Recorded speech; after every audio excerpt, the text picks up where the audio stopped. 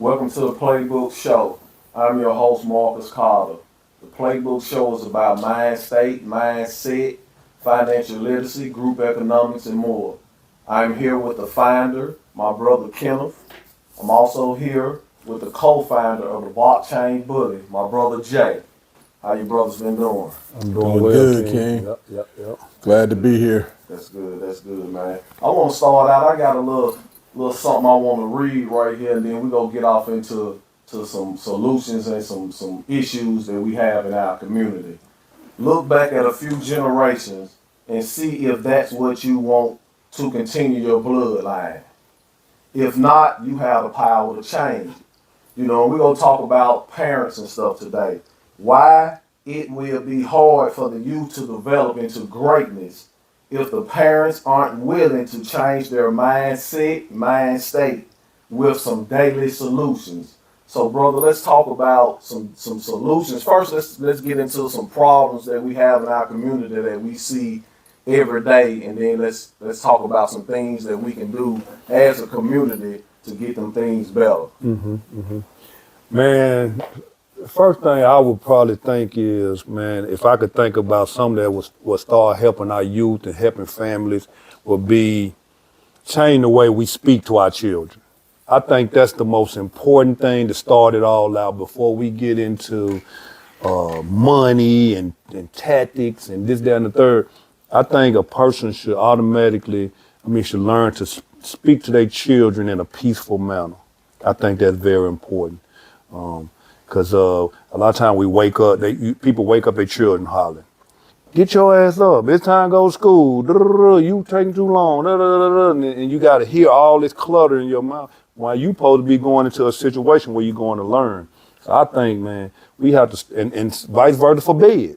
Don't cuss your kids out going to bed. What you think they going to go to bed and think about, you know? So we got to start, I think we have to start with peace. Peace in our house, in our household. I think that's where we start. You know what I'm saying? Yeah, absolutely. I think he nailed it. You got to speak life, right? We talk about that all the time. Like life and death is in the power of the tongue. I think everybody's probably seen like it's a little caption that be on like Instagram or Facebook. It'd be like black people know, and it'll have like the letters, "Get your," you know what I'm saying? Yeah. Before I be, and it's become so common over the years. It's like something that we've just passed down. So there's a powerful scripture that says life and death is in the power of the tongue, but there's another powerful scripture that says renew your mind daily. I think another thing that we've got to do is we got to get over that tradition cycle, just doing things because that's the way that it's always been done. And that's a big answer when you like, why, if you start asking why, well, that's the way I've always seen it done, or that's what my mama and daddy did, or that's what my grandparents did. So, you just naturally fall into that cycle. And I think that's something that's got to be broken to reverse that curse. Man, And I think we need to start as early as possible too. We always talk about they just kids and they go figure it out and all that. That's the most important time of a person's life is when they first come out. Give them the right information. I noticed something too in our houses. That adults will say, go do this and just do it. No, give a person let them know why you telling them to do that so they can understand. With us treating our kids like that, that give us no confidence to go out and know how to deal with the world. So it's all starting in the house, and we really got to change these little cliches and these little things that we've been indoctrinated with. So this is what it's about. We coming with some information and some solutions, to get things better. man, I was thinking, man, what you was just saying though, man, about I think like we have to always make sure that we um lost my train of thought. Go ahead. I think that it's crazy. Like me and Kenneth had a conversation about this. It's been a while ago. I put a post on Facebook, and I was talking about the because I said so, mentality, like he was just touching Yeah. on. You know what I'm That's saying? what I was about- that's what I was we about was to say. tripping off of the responses. Like he called me because, like, you know, everybody's got their own opinion, and we respect that. But Yeah, it's for like sure. if you can create a situation, like if you look back, the Freudian concept is everything starts with your childhood, like you were saying earlier. And if you start to, when Kenneth hit me up, he was like, man, if you take that mentality that somebody was saying, like you're teaching like your son to be subservient, like to not ask questions, to not want to understand, to not want to push the envelope. And you know, when you fall into that type of spirit, it's gonna follow you everywhere. It's like, well, the boss is giving me all of this extra work, but they ain't do it. He ain't making them do it. But I'm gonna just accept it because I don't want to speak to authority and ask them, you know, can you explain to me why it is this way? And I think as parents, like the biggest thing is like it's okay to not know the answer too. Y'all can figure out the answer together.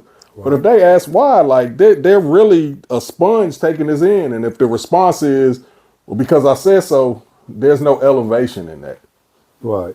And what I was gonna say was about the kids like telling me do as I say or do this or do that like you were saying. What we end up getting is if I'm sitting around my house all day, smoking weed, playing video games, right? And then my son come home or he get caught with some weed or something. And then I'm jumping down his ass because he done got caught with weed, but I never not thought one time that I've been sitting in the house blowing, playing the game in front of him since he was born. You Right. understand what I'm saying? But now I'm mad at him because I told him, you don't smoke no damn weed. You don't do this, you don't do that. But the whole time I'm doing it. You understand what I'm saying? And I think we have to get out of that. We got to start showing our children what they want, what we want them to be. If we talk about purpose, the only way to reach a goal in life, you got to have a purpose, right? So you can't wake up today and say, I mean, you can, but if your parent told you from birth that you was going to be a TV host and they did everything in power to make sure that you became a TV host from your vocabulary, your education, being in front of a camera, vice versa.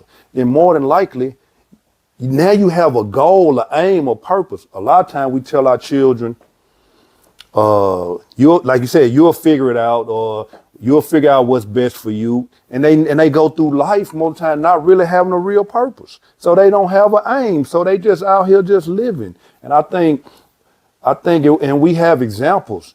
Tiger Woods, from the time he was born, Right. he was going to be a golfer. Serena and Venus, they were going to be tennis players. Michael Jackson was going to be an entertainer. Because this is what you're going to do. You have a purpose, and we're going to fulfill it. And once I think we start making sure our children are fulfilling their purposes, I think a lot of this stuff that we going through with poverty and just a depression mindset. We live in a depression mindset as a community. You know what I'm saying? Everybody mad. Everybody was talking about haters and people against me and that. No, it's just a mindset of the community that you just think everybody's living so down and so mad and angry at the world. So, yeah.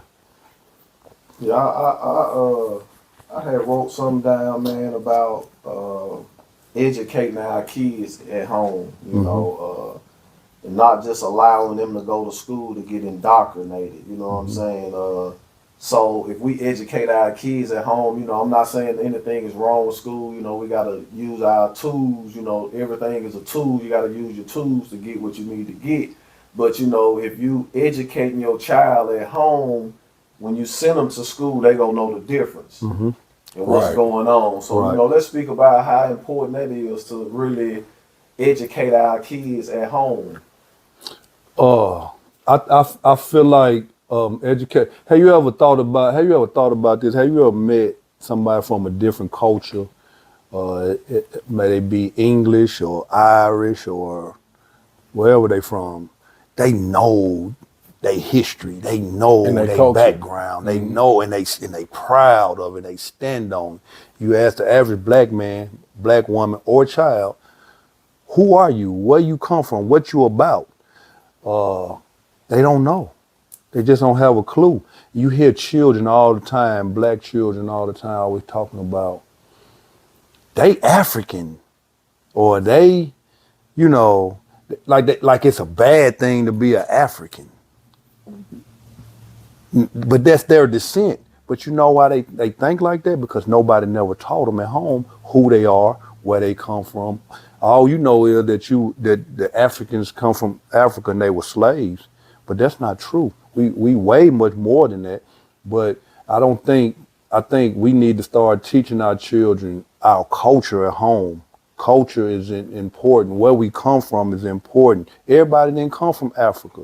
Some people come from this land is the North America. You understand? So I think it's important, but that comes from the parent educating themselves. So Right. It still starts there.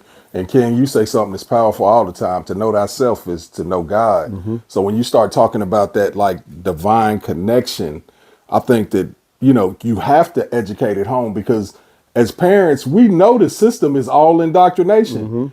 And the crazy thing is we go through these cycles and then you'll turn around and put your kid through the same cycle. Well, go to school, and not knocking education. Right. Again, back to the indoctrination, but it's not a successful way to do things. Like it's been proven over time that it's like, yo, you can go to school, you can get this education, you can amass a ton of student loan debt. You come out, you right into the debt cycle and the rat race, and you're just running in place. You know what I'm saying? Like you're on a treadmill and you're not, and you're wondering why and wondering what you did wrong, but it's nothing. You just followed the system and the system was never to be trusted because the system was made to keep you right where you at.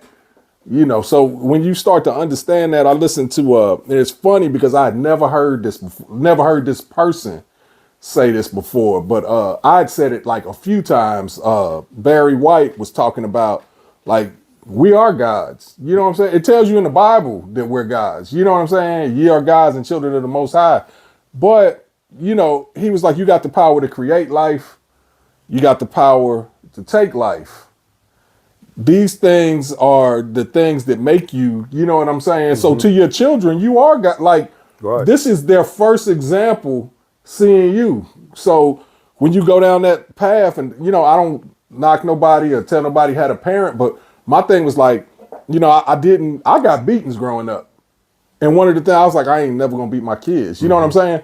It's like y'all my brothers, if we get to fighting, Ken knocked me out. Like I could press charges on Ken. Ken could go down for assault. You know what I'm saying? I hit my wife. We disagree. It's domestic violence. So if a kid who you 3 times bigger than Right. steps out of line, why are you comfortable with inflicting pain upon them and then you attach love to it? I did it out of love. So now they're attaching love to pain. And then, we got daughters. Y'all already know somebody put their hand on our daughters, what it's going to be. You know what I'm saying? And it's no question behind that. So I don't think I listened to Malcolm Jamal Warner on the Breakfast Club. He said, especially black males, you should love them so hard and so deep and passionately that when they mess up, your disappointment is what hurts them. You know what I'm saying? And I thought that was a bar. You know what I'm saying? It's like, yo, I'm disappointed in you. And that just tear them up because I done disappointed somebody that done gave me so much love and so much compassion. I do better. You know what I'm saying? But that goes back to what you were saying, Ken. Like you really got to have these conversations at home. And it's got to be constant. You know what I'm saying? And consistent because we already know what they're going to feed them in the world. Man, I also had something about the youth, about the parents and the youth.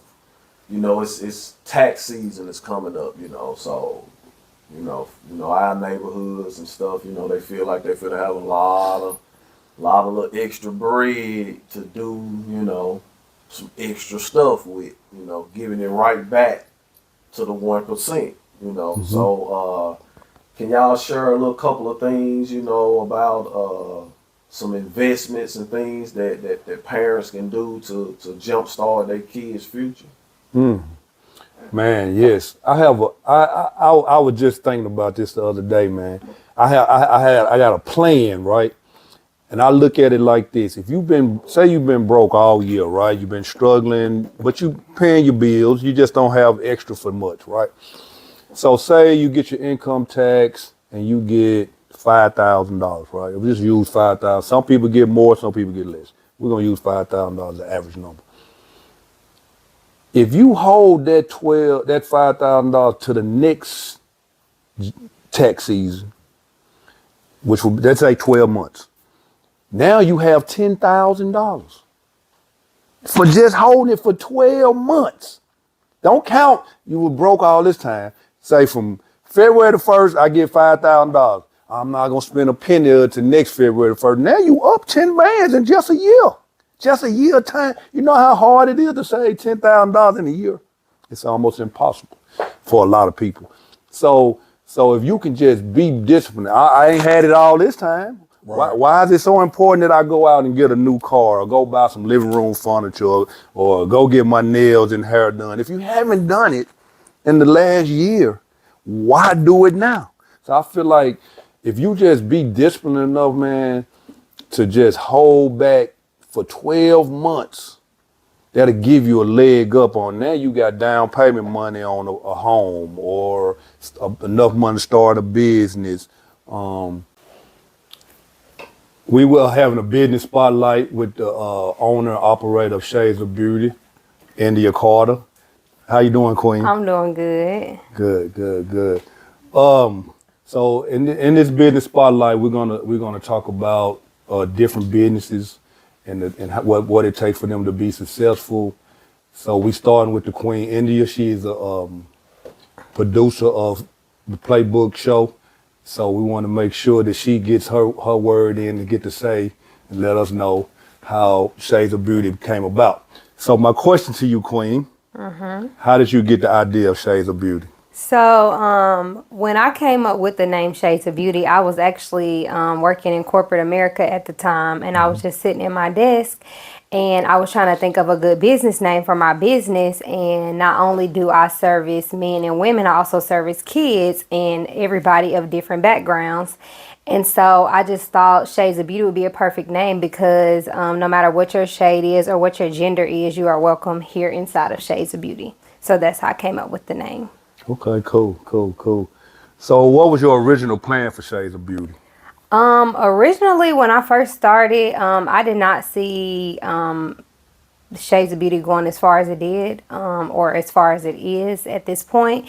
I just really thought I was just going to do hair part-time. It was just going to be something I was going to do on the side. I went to hair school. I enjoyed doing it, but I never thought that I would do it full-time. And so then the more and more I got into it, and I kind of got introduced to different celebrities and different people that's in the industry that may own their salon, and getting information from them. I just decided to go all the way with it. So I left a salon that I was working at, and I was working commission, and I noticed that my money was not my money. So I left that salon and I went and got me a suite inside of Salon Suites, and I started off with a smaller suite because I wanted to make sure I could pay for my suite. I wouldn't be one of those people that move in, stay for a couple of months and have to leave or relocate. So I stayed in my suite, and then as business grown, I was able to get a bigger suite, and I did that right during COVID, that transition, moving to a bigger suite. Then after that, I noticed I needed an assistant because I had such an overflow of clientele. And so from there, now here we are in our own space and own building. Okay. And it's beautiful in here. Whenever y'all come check it out, y'all was like, wow, this is a beautiful place. When business began to grow, how did you push to accelerate it? I just thought of different ideas or different things to do to push me. So I started getting into using my own product line to help people with different issues that they may have going on with their hair. And then I noticed my clients will go to the hair store and buy edge control and things. And I'm like, oh yeah, no, that money can stay in-house. So then I got my own edge control line. And then I expanded to selling extensions and hair units for people. So I kind of just thought of different ways and kind of looked at other people too that's real successful in the hair industry to kind of see how to venture out. And then in here, we just make it home for people, make people feel comfortable, let them talk about what they want to talk about.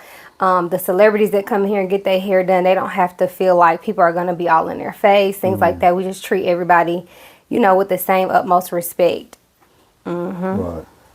Let me ask you a question. You said you was in corporate America. What was you doing? I was working at a credit union. Okay, you were working in credit union. And I met a lot of my clients through a credit union too. And I got a lot of tips about business from people at the credit union because I worked at one downtown. So I was involved with a lot of different people. And also at the credit union, I met these guys that own their own business. And I started working with them too on the side doing bonding. So that kind of helped me venture out too. So you learned a lot of business and met a lot of business people from your job. Yep.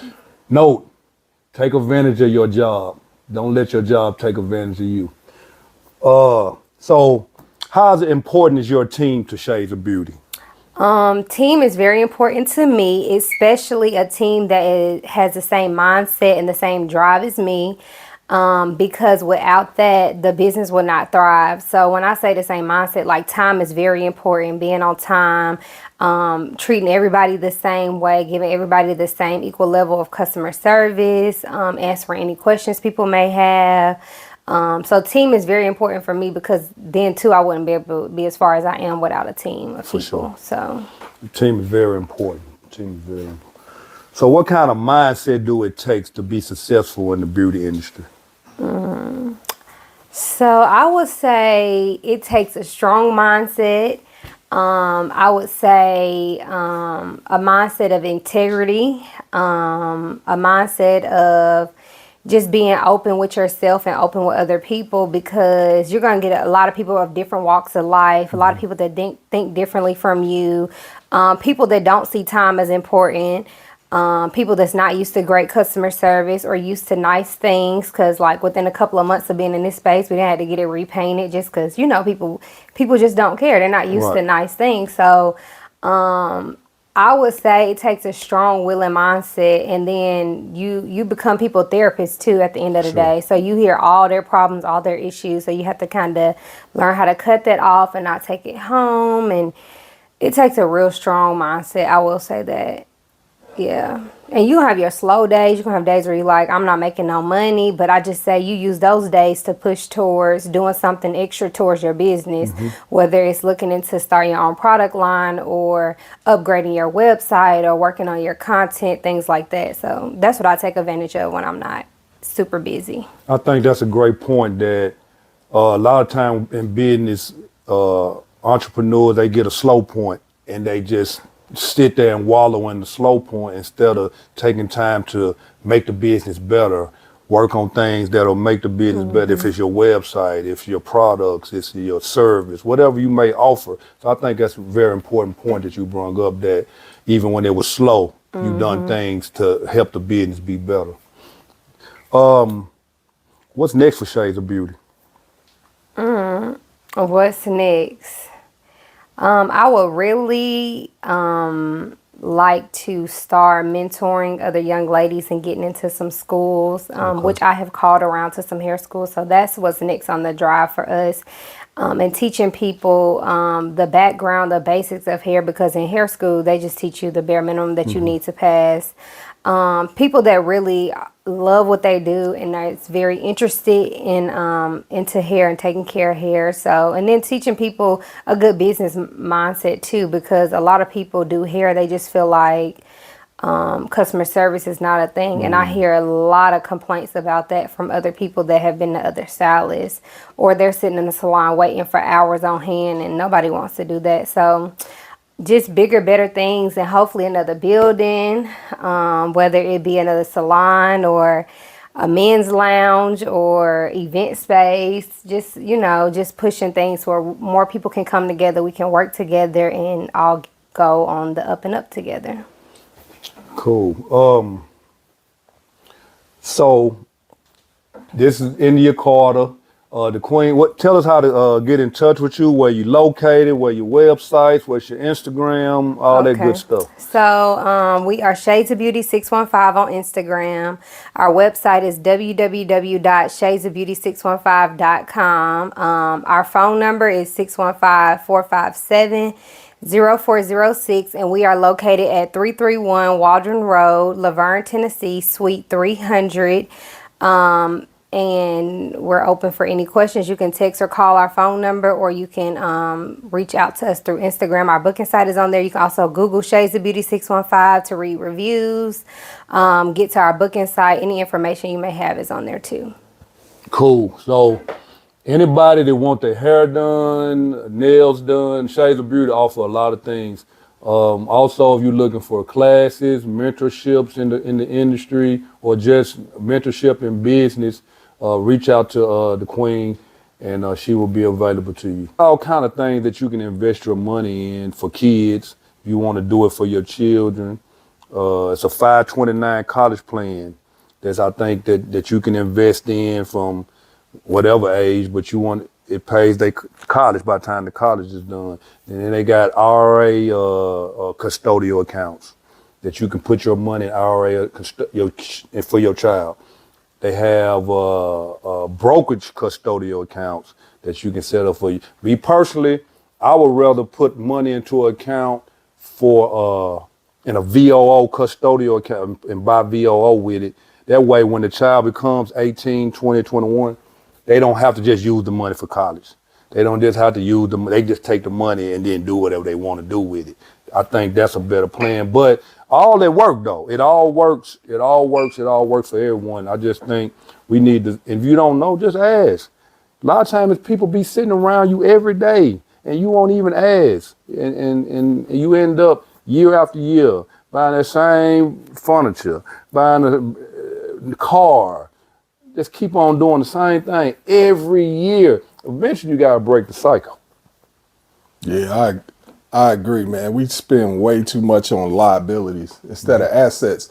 But using, I would say the average tax return $5,000 to $6,000, right? Mm-hmm. Me and the King, we was talking earlier, and one of the things that I think that we've got to learn how to do is like look at your situation.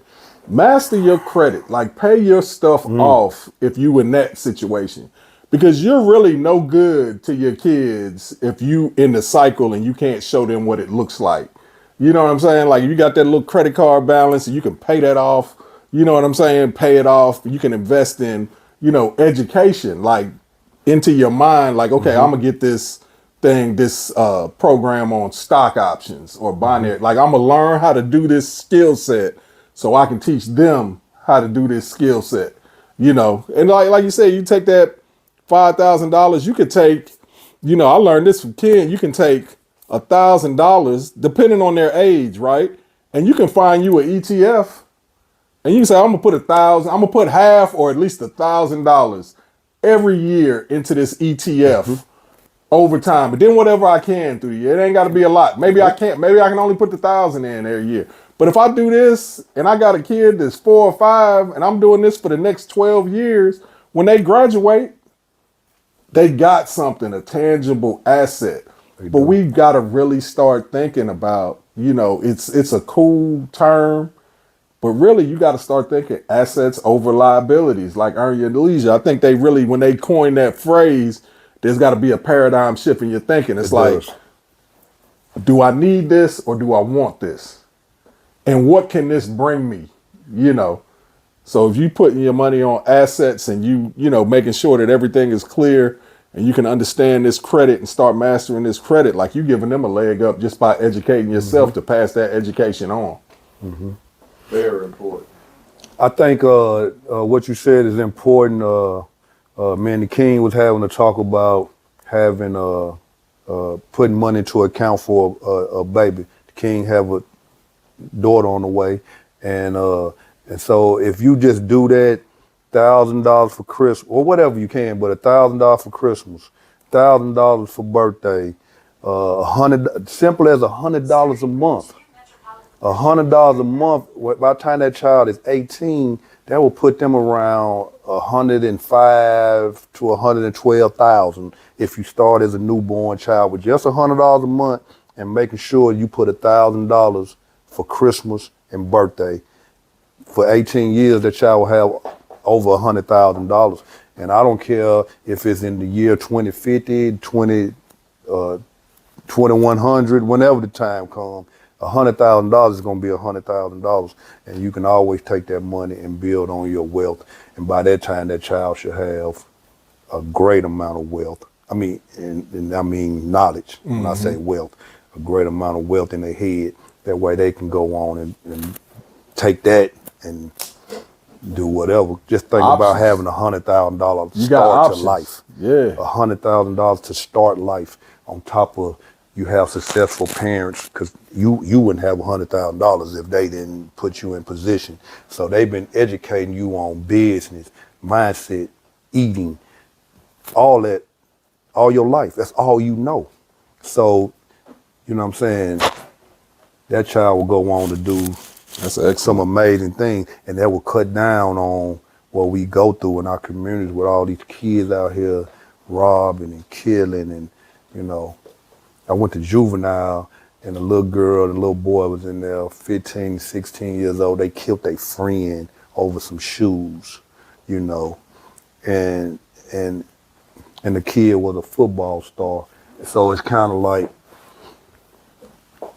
the stuff that we put value on, liabilities, we out here, our children and other adults out here killing people for it, robbing people for it, stuff that don't mean nothing.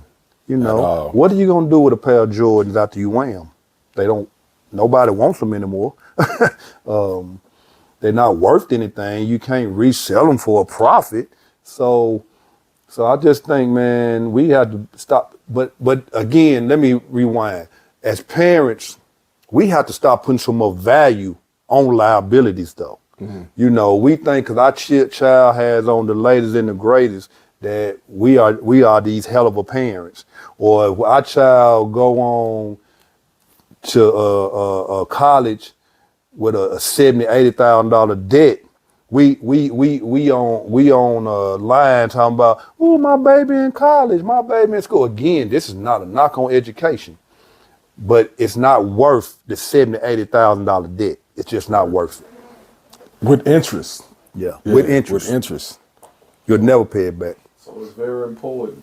That what he just gave us is a demonstration of love, you know. So we love our kids. That's something that we must do.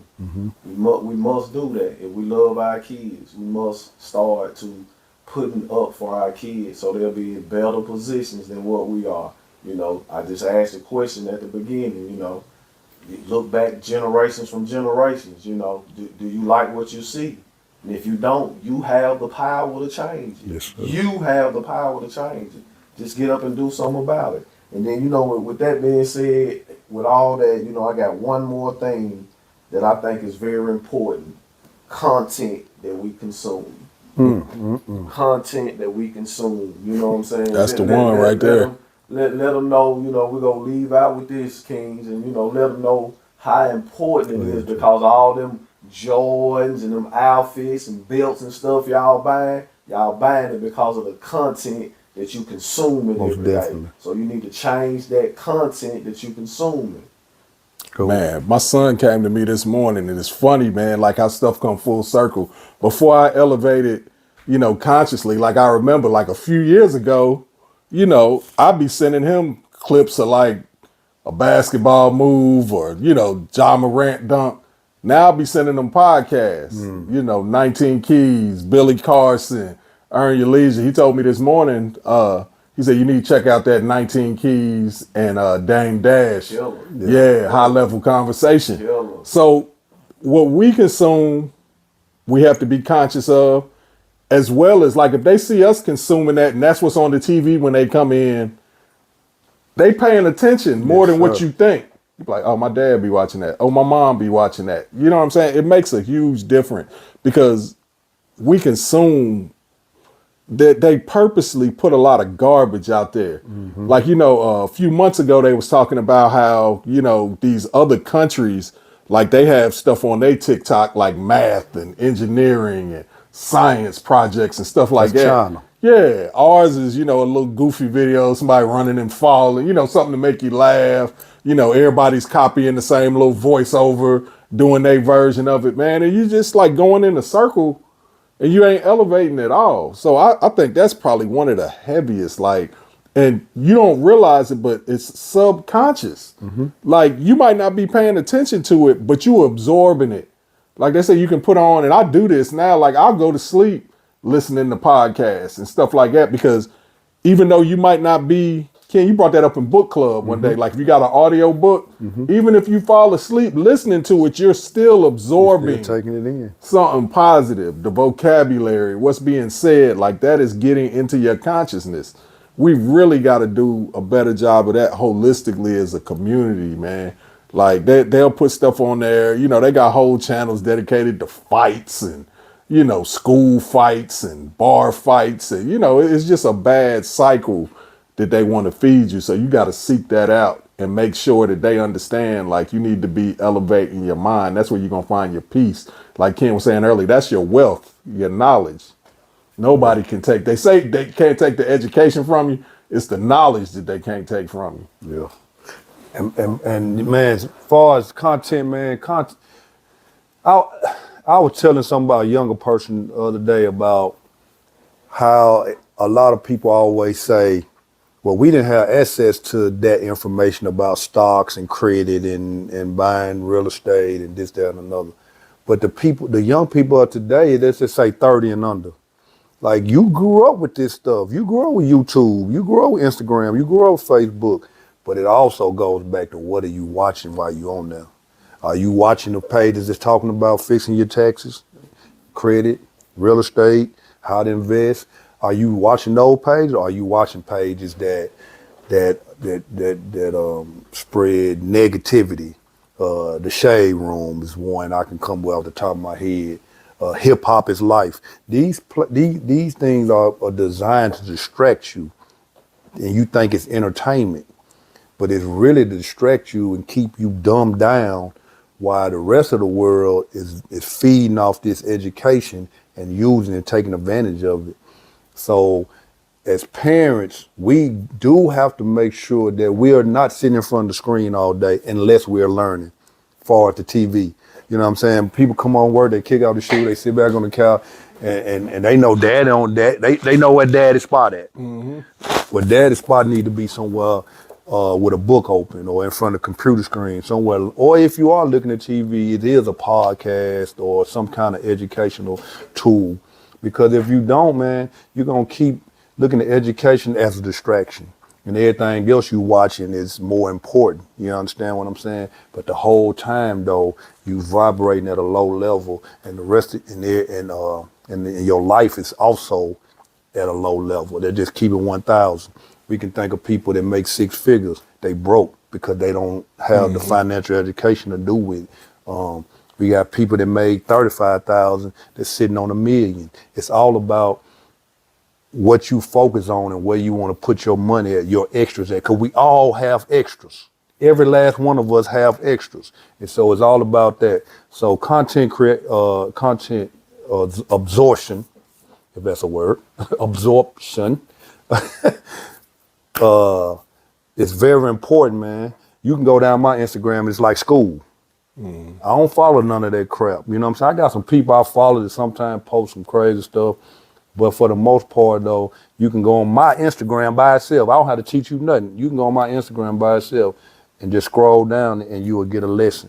So I think it's all about what we watching. It's all about what we let our children watch. We got to limit screen time. Ain't no way a child should have 4-5 hours a day on the cell phone looking at nothing. For what? Or even as adults, we shouldn't even do it. You know understand what I'm saying? So again, it's all about what we show our children, man. At the end of the day, it starts with us. We can't expect them to be great. Most parents got this one thing. This is my last point. Most parents got this thing right here where they want you to be the best you can be. Go out of it. Try it. Whole time they sitting at home not doing the MF thing. You understand what I'm saying? Yeah. How do you expect your child to go for gold and you selling for silver or bronze? You understand what I'm saying? Facts, man. Accountability. That's the truth, man. You can't hold your child accountable if you ain't being accountable, you know. Well, I'm going to tell you this, man. I just want to expand on that and share, cultural misappropriation in our community is major, man. I was watching this thing on CNN called The History of the Sitcom. Have y'all seen it? So there was this cat named Norman Lear, a Jewish gentleman, man. He's responsible for like Sanford and Son, The Jeffersons, Good Times. So they're showing the Good Times, right? So there was a show called Maude. No by Maud. Yep. Dorothy that played on the Golden Golden Girls. Girls, She yeah. was B. Arthur, I think is her B. name. Arthur's her name, yeah. And her husband. Well, Florida was the maid, right? Her husband's name, it's James Evans, but his name was Henry on the show. So he comes to the house in the clip they showed, and he tells Florida, look, I don't want you being nobody's maid.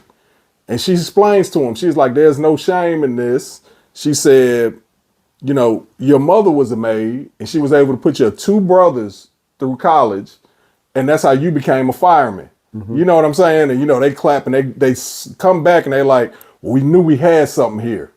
So they create the show Good Times, right? But when you get to Good Times, James can't keep no job. He ain't no fireman no more. He ain't Henry, he James. He can't keep no job. Florida drive the school bus. They got 3 kids, and they in Cabrini Green projects. And then you listen to the song, keeping your head above water, making a wave when you can, temporary layoffs, Good Times, easy credit ripoffs, Good Times, scratching and surviving, Good Times, hanging in the child line, Good Times, ain't we lucky we got them, Good Times. You know what I'm saying? They push that whole narrative of a successful family, and it's like, okay, but when we spin it, we want to show y'all in y'all low vibrational states. And then they wouldn't let them get out. Thelma married a football player. He hurt his knee. You know what I'm saying? James get a job. He died in a car wreck. Yep. You know what I'm saying? Like, Never let him out. never let him out. And then you look at Sanford and say, okay, yeah, he owns his own business, but it's in the house. You know what I'm saying? Him and Lamont, they still trying to find that big lick. Even George Jefferson was somewhat successful, right? But go back and when you look at it like from a conscious state of mind, George was still looking for a seat at the table. Yeah. He was always trying to get with these God, how millionaires. And, successful he was. Yeah, and he was like, if I could just get this, you know what I'm saying? And they never let him sit at the table. You know what I'm saying? He was like, he was successful. He owned his own businesses.